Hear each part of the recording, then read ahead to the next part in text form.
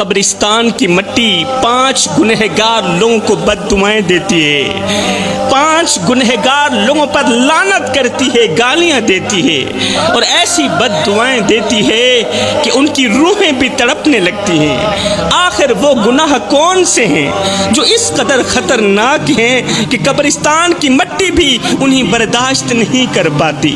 پوچھا گیا حضرت آخر وہ کون سے لوگ ہیں اور وہ کون سے گناہ کرتے ہیں؟ فرمایا پہلا گنہگار وہ ہے جو مسلسل شراب پیتا رہتا ہے اور بغیر توبہ کے مر جاتا ہے۔ قبرستان کی مٹی ایسے شخص پر لعنت بھیجتی ہے، بد دعائیں دیتی ہے جو ساری زندگی شرابیں پیتا رہا اور پھر بغیر توبہ کے مر گیا۔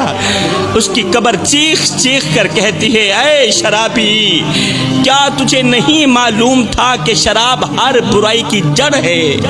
کیا تو نہیں جانتا تھا کہ شراب انسان کی عقل کو تباہ کر دیتی ہے؟ شراب انسان کو انسانیت کے درجے سے گرا دیتی ہے، اسے حیوانوں سے بھی بدتر کر دیتی ہے۔ اے شرابی، تو نے دنیا کی رنگینیوں میں مست ہو کر اپنے رب کو بھلا دیا۔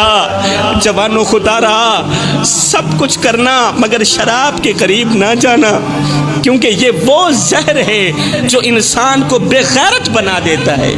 شراب انسان کو بے غیرت بنا دیتی ہے، دلہ بنا دیتی ہے، اور بے غیرت انسان کے ساتھ اللہ تعالیٰ سخت نفرت کرتا ہے۔ اللہ تعالیٰ کی ایسے انسان سے جنگ ہے۔ حلالی ماں کے حلالی بیٹے شراب نہیں پیا کرتے۔